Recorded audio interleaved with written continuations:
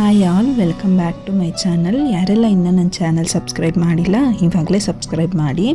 ಮನುಷ್ಯ ಅಂತಂದರೆ ಕಷ್ಟ, ನೋವು, ಹಿಂಸೆ, ನಿಂದನೆ ಇದೆಲ್ಲ ಇದ್ದೇ ಇರುತ್ತೆ. ತಾಳ್ಮೆಯಿಂದ ಇರಿ. ನೀವು ಪಡುತ್ತಿರುವ ಕಷ್ಟಕ್ಕೆ ಒಳ್ಳೆಯ ದಿನ ಬಂದೇ ಬರುತ್ತದೆ. ದೇಹದ ಮೇಲೆ ಬೀಳುವ ಪೆಟ್ಟಿಗಿಂತ ನಂಬಿಕೆ ಮೇಲೆ ಬೀಳುವ ಪೆಟ್ಟು ಹೆಚ್ಚು ನೋವು ಕೊಡುತ್ತದೆ. ಚಿಂತೆ ಮಾಡಿ ಯಾಕೆ ಕೊರಗಬೇಕು?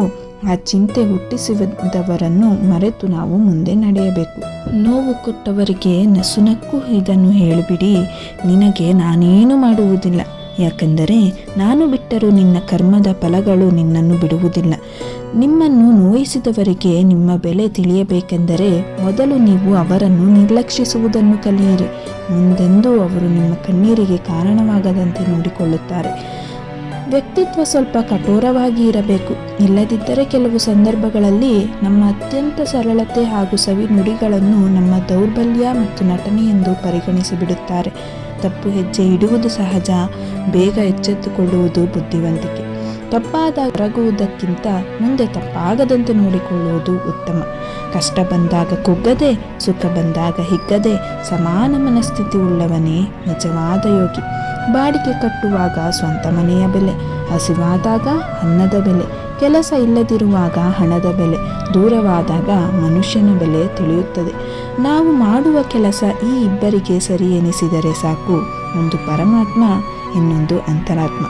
ಯಾವ ವ್ಯಕ್ತಿಯು ಕೆಟ್ಟ ದಿನಗಳನ್ನು ತನ್ನ ಜೀವನದಲ್ಲಿ ನೋಡಿರುತ್ತಾನೋ ಅವನು ಎಂದಿಗೂ ಬೇರೆಯವರಿಗೆ ಕೆಟ್ಟದ್ದನ್ನು ಬಯಸುವುದಿಲ್ಲ.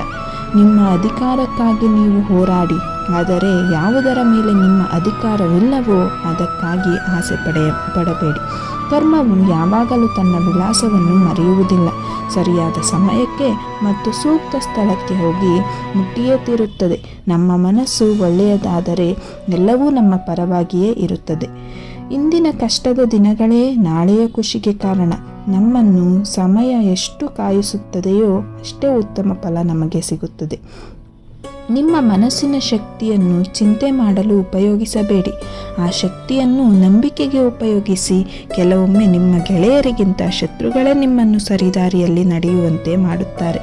ಜಗತ್ತಿನ ಎಲ್ಲ ಕೆಲಸವನ್ನು ನಾನು ಮಾಡಬಲ್ಲೆ ಎಂಬ ಆತ್ಮವಿಶ್ವಾಸ ಇರಲಿ, ಆದರೆ ಎಲ್ಲವೂ ನನ್ನಿಂದಲೇ ಆಗಿದ್ದು ಎಂಬ ಅಹಂಕಾರ ಬೇಡ ಅಷ್ಟೆ. ಸಮಾಜವನ್ನು ಒಳ್ಳೆಯ ರೀತಿಯಲ್ಲಿ ಮುನ್ನಡೆಸಲು ಏನು ಮಾಡಬೇಕು ಎನ್ನುವ ಪ್ರಶ್ನೆಗೆ ಪರಮಾತ್ಮ ಹೇಳುತ್ತಾನೆ, ಕಾಲು ಎಳೆಯುವುದನ್ನು ಬಿಟ್ಟು ಕೈ ಹಿಡಿದು ಮೇಲಕ್ಕೆ ಎತ್ತುವುದನ್ನು ಕಲಿಯಿರಿ. ಇಲ್ಲಿ ಮೆಚ್ಚಿ ಮಾತನಾಡುವವರಿಗಿಂತ ಚುಚ್ಚಿ ಮಾತನಾಡುವವರೇ ಹೆಚ್ಚು. ಎಲ್ಲರೂ ನಮ್ಮವರೆಂಬ ಭ್ರಮೆ ಬಹಳ ಇರುತ್ತದೆ. ಹಿಂದೆ ತಿರುಗಿ ನೋಡಿದಾಗ ನಮ್ಮ ನೆರಳು ಮಾತ್ರ ನಮ್ಮಲ್ಲಿರುತ್ತದೆ. ನೀವೇನು ಅಂತ ನಿಮಗೆ ಗೊತ್ತಿರುವಾಗ ಯಾರ ಅಭಿಪ್ರಾಯಕ್ಕೂ ಕಾಯಬೇಡಿ. ಯಾಕೆಂದರೆ ಎಲ್ಲರನ್ನು ಮೆಚ್ಚಿಸಲು ಹೋದರೆ ಮುಂದೊಂದು ದಿನ ಹುಚ್ಚರಾಗುತ್ತೀರ. ಏನು ಇಲ್ಲದಾಗ ಉಳಿಸಿಕೊಂಡು ಹೋಗು, ಎಲ್ಲವೂ ಇದ್ದಾಗ ಉಳಿಸಿಕೊಂಡು ಹೋಗು.